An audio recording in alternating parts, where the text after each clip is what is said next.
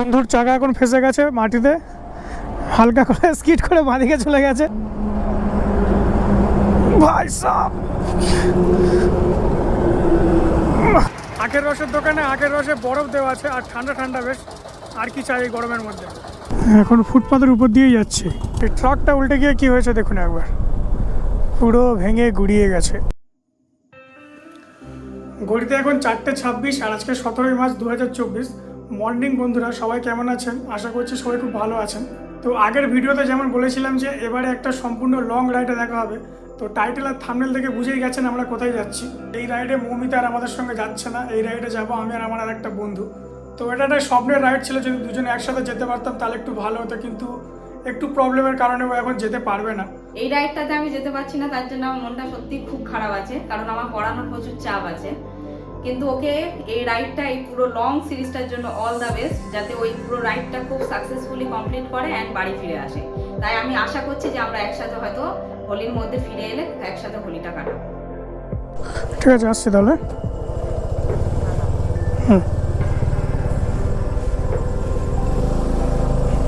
তো যে বন্ধুর কথা বলছিলাম, বিবেক চলে এসছে। ও মোটামুটি ডমিনার নিয়ে পুরো রেডি। আর রাত্রে তো কিছু দেখা যাচ্ছে না, তো দিনের আলোয় একবার ভালো করে পরিচয় করিয়ে দেবো। আর দেরি না করে রাইডটা স্টার্ট করা যাক। এখন ঘড়িতে বাজে অলরেডি 5:06। ফাইনালি আমাদের স্বপ্নের রাইড শুরু হয়ে গেছে। প্রত্যেক বাইকারের স্বপ্ন থাকে নেপালে যাওয়ার, বাইক নিয়ে, নিজের বাইক নিয়ে যাওয়ার। আমরা দুজন যাচ্ছি, আর আমাদের আরেকটা বন্ধু, তারও যাওয়ার কথা ছিল, কিন্তু তারও স্বপ্ন ছিল নিজের বাইক নিয়ে যাওয়ার। তো ওরও কিছু প্রবলেমের কারণে এই রাইডে আমাদের সঙ্গে যেতে পারছে না। আশা করছি পরের সব রাইডে আমাদের সঙ্গে থাকবে। দেখতে দেখতে বাড়ি থেকে প্রায় 10 কিলোমিটার কভার করে নিয়েছি আমরা। প্রথম একটু কনফিডেন্সের অভাব হচ্ছে, বিকজ সব লাগেজ টাগেজগুলো বাঁধা আছে, তো ঠিকঠাক বাঁধা আছে কি না ওই জন্য একটু প্রবলেম হচ্ছে। প্রবলেম মানে দেখে নিচ্ছি আর কি। এখন কোনো দাঁড়ানোর প্ল্যানই নেই, কারণ আমি আগে থেকে গাড়ির ফিউল আপ করিয়ে রেখেছিলাম, তো এখন দাঁড়ানোর মতন কিছু নেই। তো অ্যাটলিস্ট আমরা 200 কিলোমিটার যাব, দেন আমরা কোথাও একটা স্টপ নেব। আর গাড়ির সব লাগেজ টাগেজ বেঁধে, আমি অ্যাকচুয়ালি টপ র্যাকে মাউন্ট করতাম আমার টেল ব্যাগটা। এখন যেহেতু আমার কোনো পিলিয়ানার নেই, তো পিলিয়ান সিটের ওপর আমি ব্যাগটা বেঁধেছি। তো ঠিক বুঝতে পারছি না কেমনভাবে বাঁধা হয়েছে। অ্যাটলিস্ট 50-60 কিলোমিটার গেলে বুঝতে পারবো যে ব্যাগটা ঠিকঠাক বাঁধা হয়েছে কিনা, লুজ হয়েছে কিনা। একটু টাইট ফাইট দিয়ে নিতে হবে। আমরা একটু পার্ক সার্কাসের এখানে দাঁড়িয়ে ইন্টারকমটা কানেক্ট করে নিলাম, আর দুজনে ইন্টারকমে কথা বলতে বলতে মজা করতে করতেই যাব। সেকেন্ড ব্রিজের কাছে চলে এসেছি। এখানে প্রচণ্ড জ্যাম, ম্যাপেও দেখাচ্ছে পুরো এরিয়াটা লাল হয়ে আছে, পুরো রাস্তাটা লাল হয়ে আছে। তো এখান থেকে বেরোতেই টাইম লাগবে যা বুঝতে পারছি।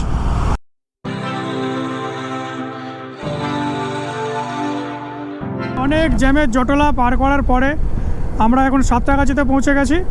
প্রায় সেকেন্ড ব্রিজ থেকে জ্যাম লেগেছিল এই সাঁতরাগাছি পর্যন্ত। আজকে আমরা রুট প্ল্যানটা একবার ডিসকাস করে নিই। আমরা আজকে এখান থেকে যাব বর্ধমান থেকে যাব লক্ষ্মীসরাই, বেগুসরাই হয়ে মুজফ্ফরপুর হয়ে তারপর আমরা ঢুকবো বিহারের যে রাক্সল বর্ডার, মানে নেপালের বর্ডার, সেখানে আমরা এন্টার করব। তো রাক্সল বর্ডারের ডিস্টেন্স এখনও বাকি আছে 711 কিলোমিটার। আর আমরা চিন্তাভাবনা করেছি যে রাক্সলে গিয়ে আজকে নেপালে এন্টার করব। এন্টার করার পরে যে বীরগঞ্জ আছে ওখানে স্টে নেব। তো প্ল্যান এরকম ছিল, কিন্তু যদি হাতে টাইম না থাকে তাহলে আমাদের হয়তো ডেস্টিনেশনের কোনো আগে কোথাও গিয়ে স্টে নিতে হবে। এখান থেকে বাঁদিকে চলে গেলে আবার কলকাতায় ঢুকে যাবেন, আর আমরা সোজাই দিল্লি রোডটা নিয়ে নিলাম। বেসিক্যালি যে নেপালে এন্টার করার দুটো রাস্তা আছে, দুটো না আরও হয়তো বেশি আছে, সেটা আর কি মেনলি সবাই নেয়, আমরা যেটা দিয়ে যাচ্ছি সেটাই। আরও একটা রাস্তা আছে যেটা আর কি ওই কৃষ্ণনগর, ফারাক্কা সব কিছু ক্রস করে গিয়ে যে পূর্ণিয়া মোড়টা আছে, পূর্ণিয়া মোড় থেকে আমরা ডান দিকে চলে যাই শিলিগুড়ির দিকে।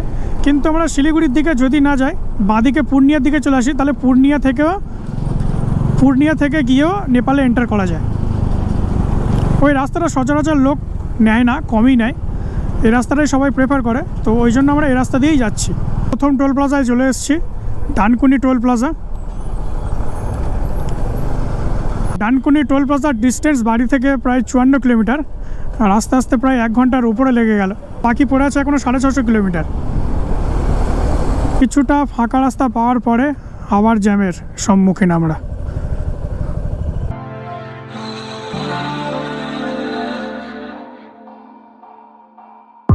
এত লম্বা জ্যাম লেগে আছে, কোনোভাবেই যাওয়া যাচ্ছে না। পাশ কাটিয়ে হালকা হালকা যাওয়া যাচ্ছে।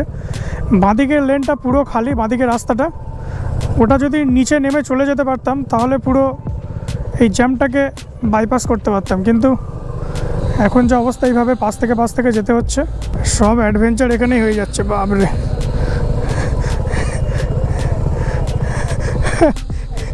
এ তো 90 ডিগ্রি হয়ে গেছে পুরো।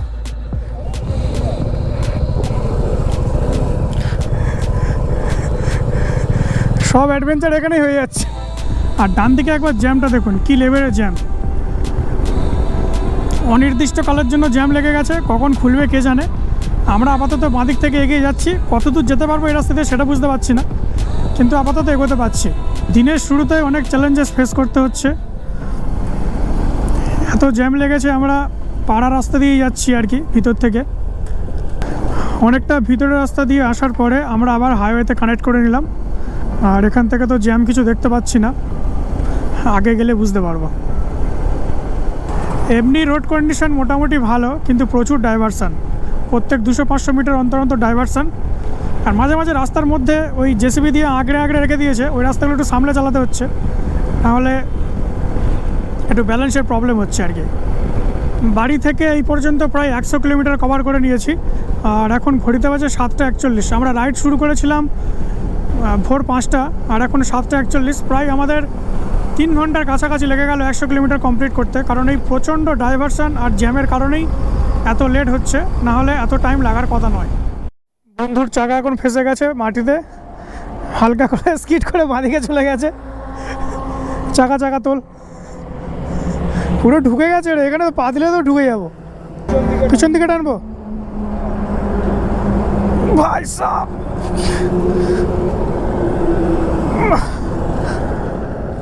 ঢুকে যাচ্ছে বাজেভাবে রে, বাজেভাবে ঢুকে যাচ্ছে। লোড আছে না গাড়িতে? ধরে আছে। সকাল সকাল গাড়ি ফেসে এই অবস্থা। আরে ভাই, এখানটা একটা ইট পড়েছিল, ইটে লেগে গাড়িটা এইদিকে স্লাইড এসছে, এখানটা দাঁড়িয়েছি, ঢুকে গেছে। চেন অব্দি ঢুকে গেছিল না? চেন পর্যন্ত ঢুকে গেছে। সব কি অবস্থা হয়ে গেছে গাড়ি। এতক্ষণে খুবই সুন্দর রাস্তা পেয়েছি, 3-6 লেনের রাস্তা। আর আজকের দেখছি যেটা, প্রচণ্ড ট্রাকের ট্রাফিক রয়েছে আর কি, প্রচণ্ড ট্রাক। আর ট্রাকগুলো তো যেরকম খুশি যাচ্ছে, কখনো ডান দিক কখনো বাঁ দিক, মানে টোটো ড্রাইভারের মতন ট্রাক চালাচ্ছে প্রায়।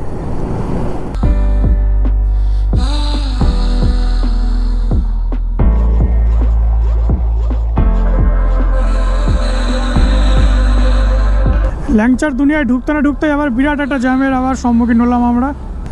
জানি না আবার এই জ্যামটা কাটিয়ে যেতে কতক্ষণ টাইম লাগবে। সকাল থেকে তো শুধু জ্যামই খেয়ে আসছি। পরস্পর প্রচুর ল্যাংচার দোকান আছে, দাঁড়িয়ে এখন খাবো না, কারণ অলরেডি অনেক লেট হয়ে গেছে। ফেরার সময় খাবো শিওর। এখন ফুটপাথের উপর দিয়েই যাচ্ছি।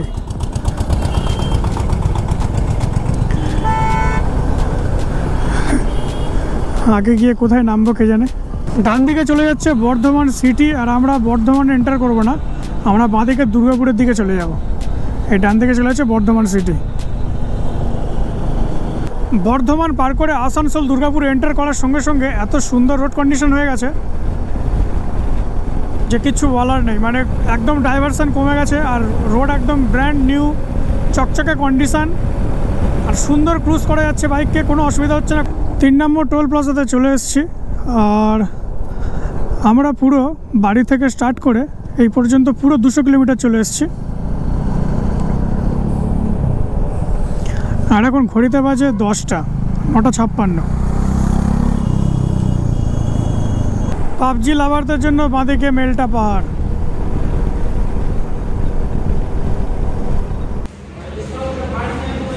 ঘড়িতে এখন 10টা 33, আর আমরা বাড়ি থেকে প্রায় 250 কিলোমিটার চলে এসেছি।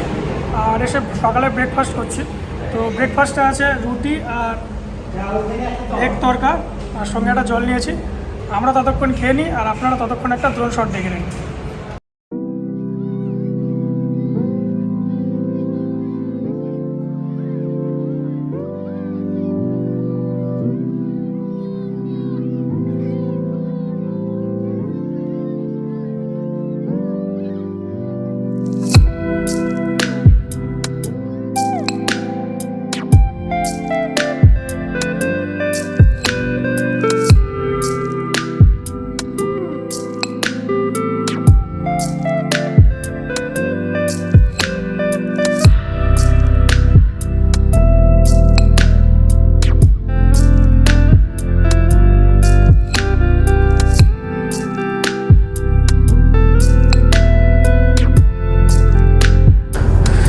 এখানে ব্রেকফাস্টের ব্রেকটা অনেকক্ষণ হয়ে গেল, প্রায় আমরা এখানে 1 ঘন্টা কাটালাম। আর খাওয়ার মধ্যে খেয়েছি 3টে করে রুটি খেয়েছি আর হাফ করে এগ তরকা খেয়েছি, আর সঙ্গে একটা জলের বোতল ছিল। সব মিলিয়ে বিল হয়েছে 190 টাকা। মোটামুটি এখন পেট ভরে গেছে, এখন আর কোনো দাঁড়ানোর ব্যাপার নেই। আর এখনও আমাদের ডিস্টেন্স বাকি আছে 544 কিলোমিটার, যেটা রাক্সল বর্ডার আর কি। তো দেখা যাক আজকে আমরা কতটা কিলোমিটার কভার করতে পারি, কারণ অলরেডি অনেক দেরি হয়ে গেছে। তো যার কারণে আজকে পুরোপুরি বিহার রাক্সলে পৌঁছাতে পারবো কি না সেটা নিয়ে একটা ডাউট আছে। ছোটোবেলা ভূগোল বইয়েতে আমরা সবাই পড়েছি যে আসানসোল দুর্গাপুর ইস্পাত শিল্পের জন্য বিখ্যাত। আজকে সব চোখের সামনে দেখছি। রাস্তা খুবই সুন্দর, আর দুজনে ইন্টারকমে গল্প করতে করতে যাচ্ছি। কিলোমিটার কীভাবে কভার হয়ে যাচ্ছে কিছু বুঝতে পারছি না। আজকের ওয়েদারটা মোটামুটি খুব একটা গরম নেই, আমার তো গরম লাগছে না একদমই। তো বাইক চালালে যখন দাঁড়িয়েছিলাম তখন একটু হালকা গরম লাগছিল, বাট এখন একটুও গরম লাগছে না, একদম প্লেজেন্ট ওয়েদার। আর এই বরাকর নদী হচ্ছে ওয়েস্ট বেঙ্গল আর ঝাড়খণ্ডের বর্ডার। তো আমরা এখন ওয়েস্ট বেঙ্গলে ছিলাম, আর এই নদীটা ক্রস করার পরে আমরা ঝাড়খণ্ডে এন্টার করে যাব।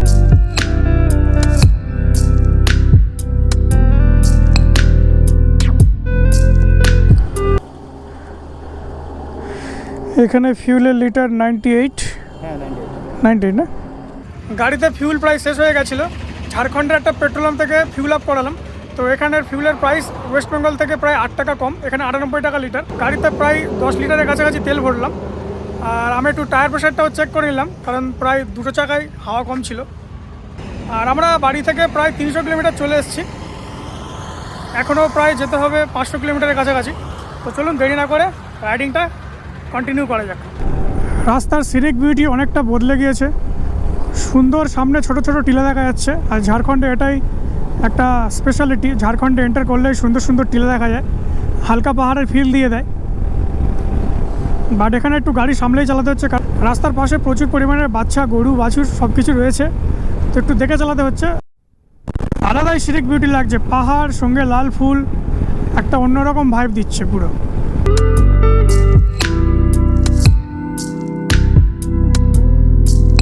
আমরা গিরিডি টুন্ডি রোড বলে একটা রোডে আছি, এই রোড দিয়ে আমাদের কন্টিনিউ এখন 21 কিলোমিটার যেতে হবে। তারপরে আমরা ডান দিকে মাকাতপুর রোড বলে একটা রোড আছে, সেটা নিয়ে নেব। আমরা একটু ডান দিকে আখের রসের দোকান দেখে আর লোভ সামলাতে পারছি না, আর প্রচণ্ড তেষ্টাও পেয়েছে, তো একটু আখের রস খেয়ে নেবো আমরা।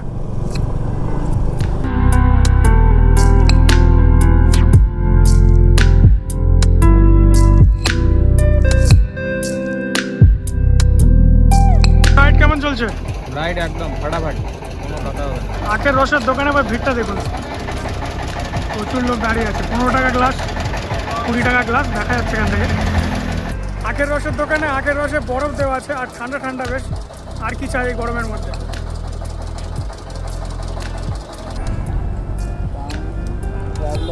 हाँ जाएंगे रास्ता में आपको मे भी ना खंडोली डैम पड़ेगा बीच में, आप खंडोली डैम विजिट कर सकते हैं। खंडोली डैम से ऊपर वाला है। ये वाला ना? हाँ हाँ, थैंक यू भाई। एक फोटो ले ले क्या? हाँ हाँ हाँ हाँ प्लीज़। अरे मेरा खुद भी यूट्यूब चैनल है। अच्छा, आपका बाइक देखिए तो हम रुक गए, ये मेरा चैनल है। তো যেই দাদার সঙ্গে দেখা হলো, ওনারও ইউটিউব চ্যানেল আছে, আর ওনার ইউটিউব চ্যানেল অনেক বড়, প্রায় দেখলাম 1 লাখ সাবস্ক্রাইবার। তো উনি নিজে থেকে এসে দাঁড়ালেন, কথা বললেন, আমাদের একটু রাস্তাটা দেখিয়ে দিলেন, আর সঙ্গে একটা ফটোও তুললেন, বেশ ভালো লাগলো। লাস্ট 100 কিলোমিটার আমরা প্রায় এরকম গ্রামের রাস্তা দিয়ে আসছি। রাস্তার কন্ডিশন ভালো, কিন্তু 2 এর জন্য একদম স্পিড মেনটেন করতে পারছি না। একটা ছোট্ট জলের ব্রেক নিতে দাঁড়িয়েছিলাম, এখন বিকাল 4টা বাজে, আর আমরা বাড়ি থেকে প্রায় 400 কিলোমিটার কভার করেছি। আর এখন আমরা আছি ঝাড়খণ্ডে, মানে রাস্তার এদিকে ঝাড়খণ্ড আর ওই দিকটা বিহার। এই জায়গাটার নাম কি দাদা? সুকলজোরিয়া। তো সুকলজোরিয়া জায়গায় বলে একটা জায়গাতে আমরা আছি। তো এখান থেকে আমাদের এখনও যেতে হবে আরও অ্যাপ্রক্স 390 কিলোমিটার। এটা বিহার ঝাড়খণ্ডের বর্ডার, আর আমরা এখন পুরোপুরি বিহারে এন্টার করে গেলাম। ট্রাকটা উল্টে গিয়ে কি হয়েছে দেখুন একবার, পুরো ভেঙে গুড়িয়ে গেছে। একটা খুব সুন্দর লোকেশানে আমরা দাঁড়িয়েছিলাম, আর দুজনে একটু ফটো তুললাম। আর এখানে এত সুন্দর পরিবেশ দেখে আমি একটু উপরে ড্রোনটা উড়িয়েছিলাম, তো ড্রোন শটটাও একবার দেখে নিন।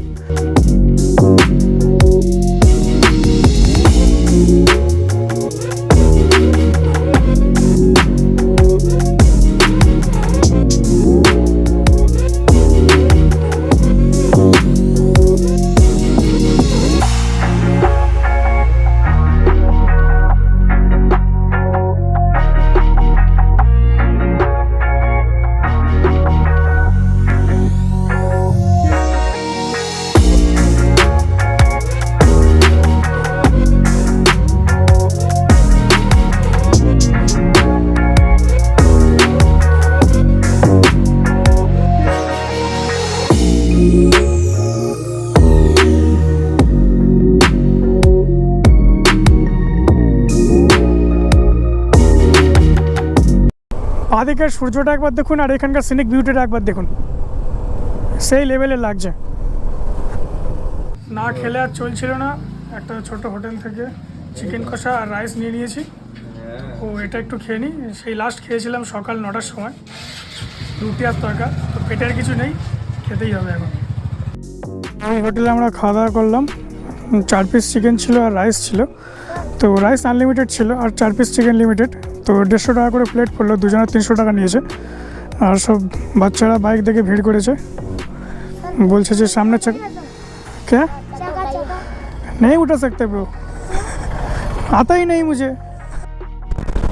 সত্যি ফগ ল্যাম্পটা অনেক কাজে দিচ্ছে, যদি না থাকতো না এই রাস্তা দিয়ে রাইড করতে করতে ভোর হয়ে যেত, তাও আমরা পৌঁছাতে পারতাম না।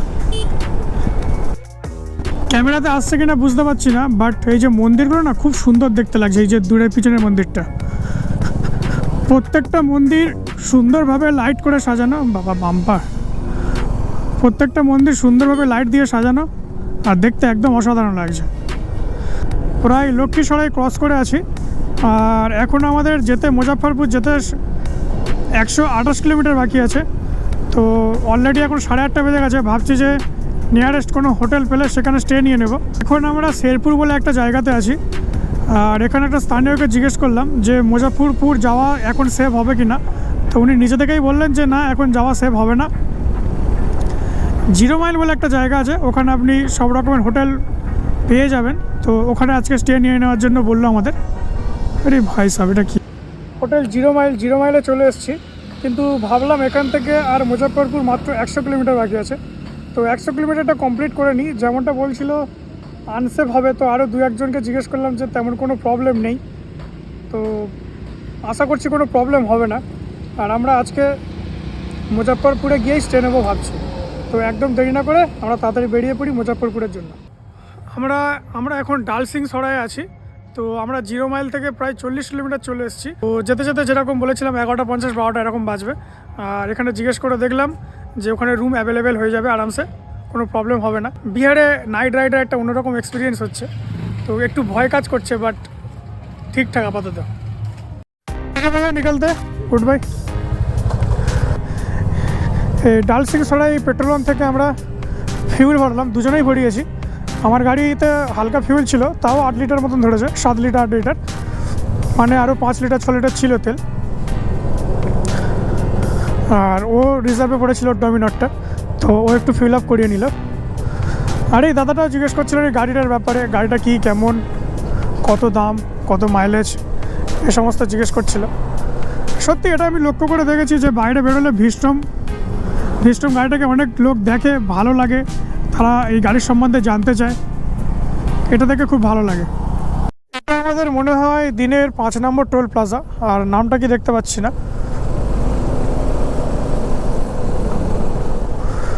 তো অ্যাজ ইউজুয়াল এখানে বাইকের কোনো টোল লাগে না, আর 4 চাকারটা আমি ঠিক দেখতে পাইনি অন্ধকারে।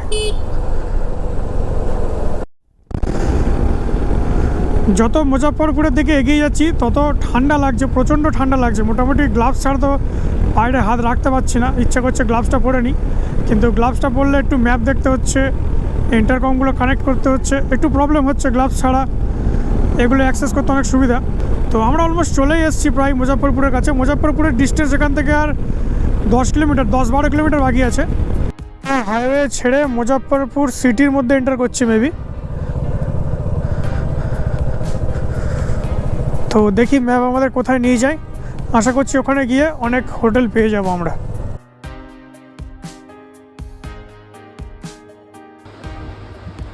এখন ঘড়িতে রাত 12টা বাজে। ফাইনালি আমরা প্রায় 19 ঘন্টা জার্নি করার পরে আমরা মুজফ্ফরপুরে এসে পৌঁছেছি।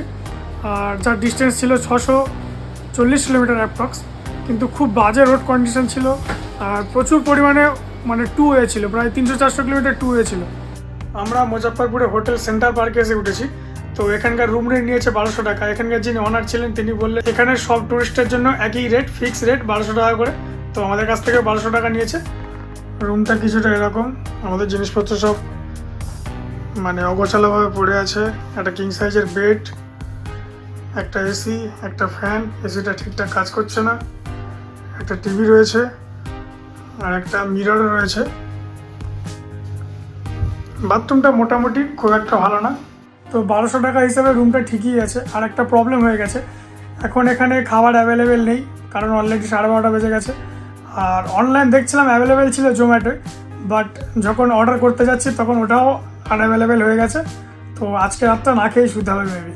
যাই হোক, এরকম এক পিস আছে, এটা খেয়েই কাজ চালাতে হবে। তোর জন্য আছে তো? আর কটা আছে? ব্যাগ ভর্তি আছে। ও ঠিক আছে, তাই জানি খাওয়া হবে না, কতগুলো আছে? অনেক আছে। আর কি খাবার আছে? শুধু এই খাবার? এই আছে আরো। ঠিক আছে, ছেড়ে দে। তো ঠিক আছে, এই ভিডিওটা এই পর্যন্তই ছিল। যদি ভালো লেগে থাকে একটু কোথাও, তাহলে প্লিজ লাইক, শেয়ার আর কমেন্ট করুন। অবশ্যই সাবস্ক্রাইব করতে ভুলবেন না। ততক্ষণ সবাই খুব ভালো থাকুন, সুস্থ থাকুন। Thank you and good night.